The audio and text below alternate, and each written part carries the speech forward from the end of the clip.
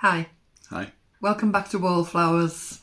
So, firstly, before I start, I'd like to give a really big shout out to our two new members on the membership packages, Linda Jacko and Ellen Fisher. Thank you so much for joining the membership package and supporting us. Thank you. We hope to make it worth your while. So anyone else who's interested, if you see the word join next to the name of the video or next to the subscribe button, if you click that, it'll tell you further information about the membership packages that we now have available. And thanks to everybody who's bought us a coffee as well. Much appreciated. Thanks to all of you for supporting us. We really, really do appreciate it. Thank you. So, Mr. Wallflowers and I have just been sat having a cup of tea and coffee and enjoying some shortbread. Christmas. That's been left over from Christmas, that's right. We're talking about the NHS and, you know, how respected across the world the National Health Service here in Great Britain has been for such a long time. You know, it's held in such esteem across the world. And yet, in these times, we're finding ourselves in such a pickle, and we see the total deterioration in the National Health Service. Basically how it's fallen, really, isn't it? It's at breaking point now if it's not already broken. finished. Yeah, it's bizarre. So, and it is by design, by the way this government is treating it. Well, that's how we feel personally, and that's more than evidence how it seems to be going. So as an example, before all this chaos started, if we were in a crisis and we needed to phone an ambulance, the assurance would be that ambulance would be with you at your home within 7 to 10 minutes. And if it didn't, you didn't actually have to follow up a complaints procedure. There would be a structure within the ambulance service to say that they had failed in their duty of care, of arriving within that time, and then that'd be addressed further up, and they'd organise how they can prevent that from ever happening again in the future.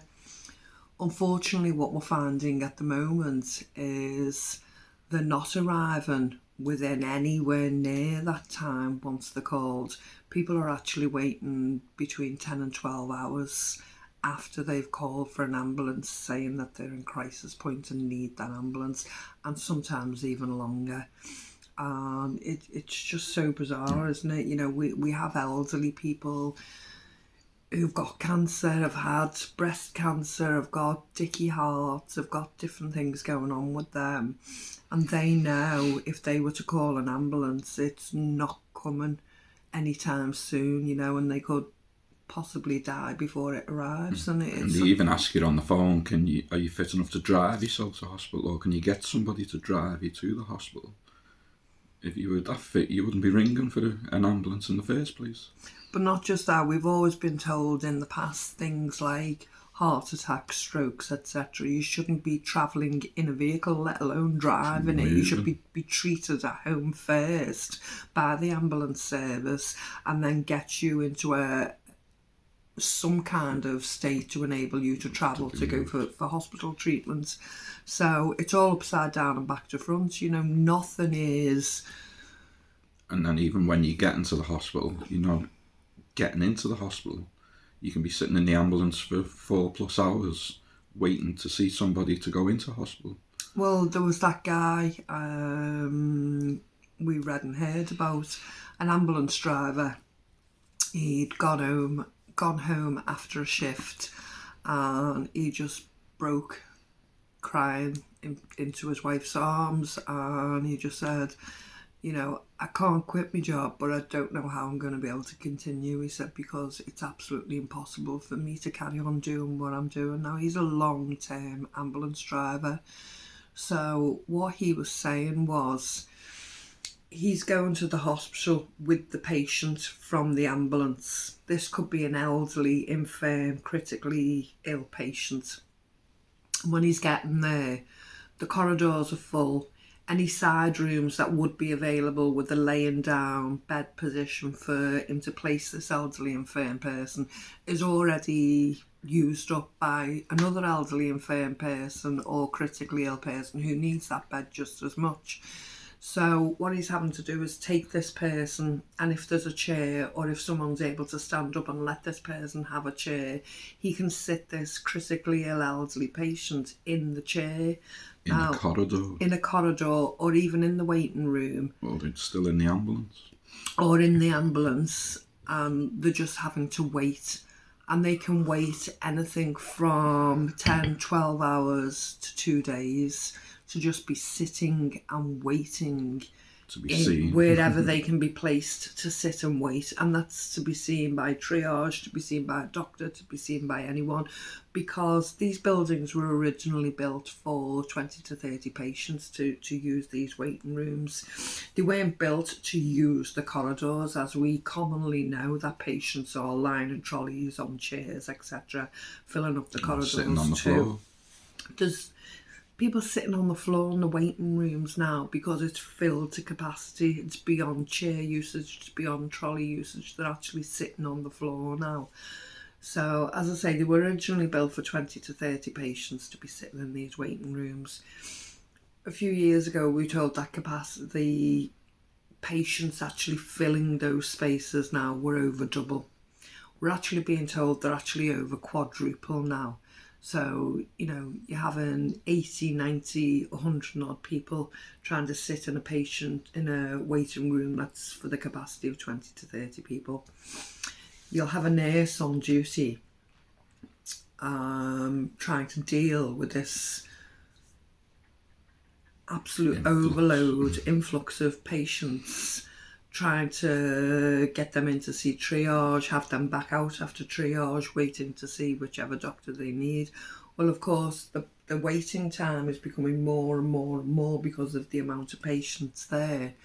Now, what the ambulance driver was saying was he can sit that person there, that elderly, critically ill person there in that chair.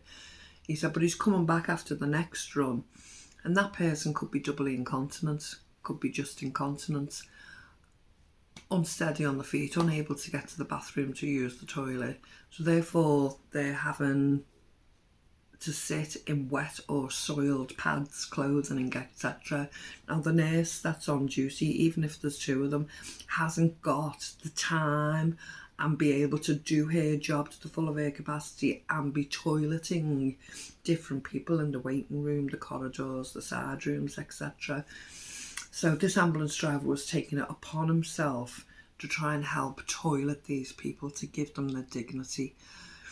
He said he was actually trying to change pads, soiled pads, wet pads, and he was trying to hold somehow toweling and sheeting behind him to try and maintain some kind of dignity for the patient whilst he was doing this. And he said the majority of the time he wasn't able to do that, and there'd be other people within that area whilst he's trying to give this person some kind of dignity for the toileting habits. It's absolutely heartbreaking as a story to hear that it's actually happening. And it's not just one story, it's over and over and over. But how does this man keep his motivation? How does he keep his strength? Yeah, he knows if he leaves that position, there's even less people to work and to function and to do that job and the extra mile that he is going. But how does he keep his mental health at a level to enable him to do that job to the best of his ability and to go home and still have his peace of mind and quality of life? It's heartbreaking, and these people aren't being paid anywhere near the kind of money that they should be doing for doing the basic job, never mind for what they're having to cope and put up with now. 18, 20-hour days every day, and people are wondering why they're going on strike.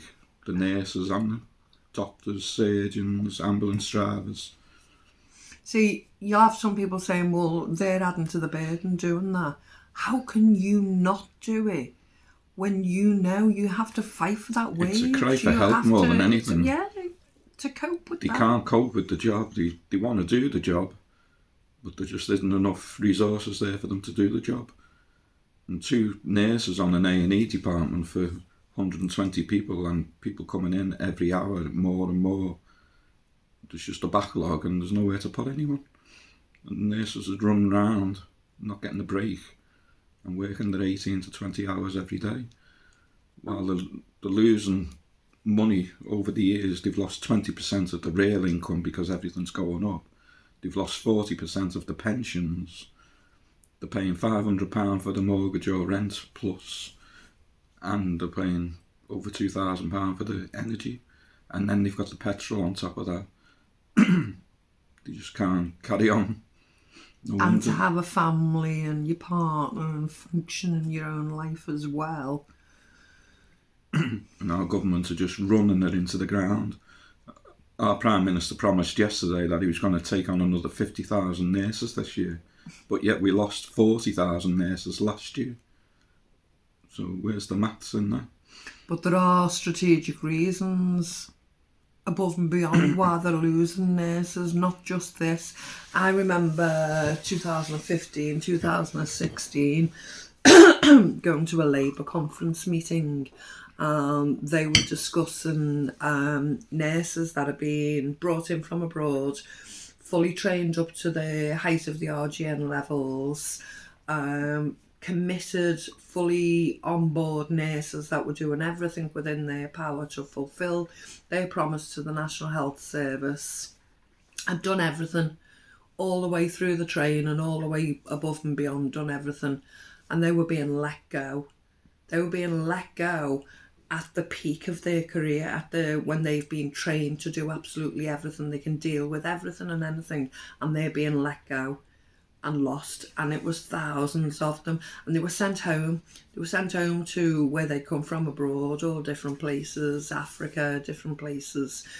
Now, to expect those nurses to come back and be completely, wholeheartedly committed to, the NHS, who had just abandoned them and sent them home. And, they could be offered much more money in their own countries because of their experience and their knowledge and their training that they've received here, and go on and have fabulous careers and help so many more people that needed help. Why should they come back and give them skills back to the NHS after they've been treated so appallingly? And then they go out and, again, abroad, come over here, come and train to be a nurse. We'll give you a fabulous pay packet. We'll help you relocate and sort your housing out. Yet the people at the top of the pinnacle that they paid for that for years, they allowed to go and just abandon them. Well, a lot of them got sent home when the COVID started because the government didn't want to pay them the furlough pay. But they were already being sent home prior to that. So they sent them home, and then because of the Brexit and the immigration policy, they couldn't get back in anyway.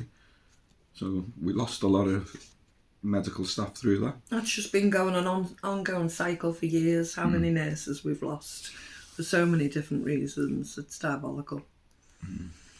We're just wondering what it was like in your country, in countries around the world. Are their medical services stretched to the limit, or is it just the UK that seems to be targeted again? See, we can appreciate our national health has been so admired because it was a free service to an extent. Don't get me wrong, we pay for it through our taxes, but everyone pays for it whether you're using it or not. So when you come to be a user of the NHS National Health System, you're not paying upfront or on that contact. It's already paid for through taxes. So we class it as a free service. So anyone can turn up at any point, whether you have money, whether you have savings, whether you have a health policy, anyone can turn up and use it. But over the years, we're having to pay for medical treatment now, like prescriptions. You have to even pay for the car park when you get to the hospital now. Astronomical prices. So through your GP, if you get prescriptions from your GP, you're not paying for the GP to see him and have that consultation, but you're paying for the medication that you'll get on your prescription. So some people on benefits still get free medication, free prescriptions. Children under 16, is it? Yeah. get free medication, free prescriptions, but there are certain benefits that people don't get free prescriptions and still have to pay either £9 it used to be per item, or you can pay a monthly fee. I pay a monthly fee of £11, and that covers me for my medication, whatever I should need to receive from a GP through a prescription. So I pay £11 a month, which is a lot of money to me across the year, every year, and it goes up. It was £10 and then it went up to 11, didn't it? But as I say, not everybody gets free medication. When you go to the hospital and they give you medication in the hospital, it's classed as free medication, free service. But once you leave and they give you the prescription, if you pay, you're paying for them there on in. You know, it's not free because they've told you to take it or anything like that, is it? And even just phoning up to get a doctor's appointment, you have to phone up at 8 o'clock in the morning, and if you've got no credit on your phone, you can't phone up. You can be waiting in the queue for over an hour, and when they do finally answer you, they can be told that there's no more appointments left and to ring back again tomorrow at the same time. But you're not actually guaranteed of getting an answer on that phone. I mean, how many times, how common knowledge is it that we're all saying to each other, I called 100 times today and I couldn't get a connection. My call wasn't answered. I was in the queue. But when you get connected, you get put into a queue then, and you can wait up to an hour to be told that there's no appointments left and to ring back again tomorrow. And you're paying for that on a mobile phone. It's just all by design. They just want to grind us down, I think, this government. And to think we're in 2000, well, we were in 2022, we're now in 2023, and this is the state of affairs we're in. It's not improved, it's not top notch, it's gone back 100 years or more, hasn't it? You know, it's absolutely bizarre. That's it. What's it like in your country when you're paying your medical insurance? Are you still being told to wait hours and hours before you see a doctor and you've paid? Just because I do believe you're in America, in Canada, etc. You pay for the actual consultation as well as the medication. Have I got that right? So you're paying from immediate contact with the doctor or with the hospital, rather than just any medication or prescription you may receive. Because I've heard of people saying they've paid for operations within the hospital, they've paid contact in the hospital. Yeah, that people don't get seen because they haven't got the money. Exactly, turned away because they don't have a medical policy. Yeah. It's just crazy what this government is doing to this country at the minute. And they've been in power for the last 13 years and they keep saying they're going to fix it. But yeah, they want to privatise the NHS, sell off different things to their friends and to their who run the companies that they're selling these things off to.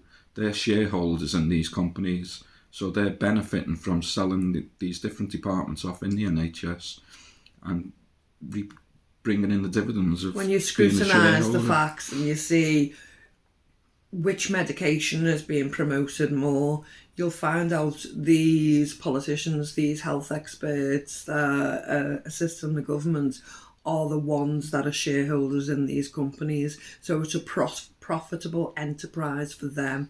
They're shifting it so they're making money rather than looking at the health or the prospects of the NHS or us as the end users.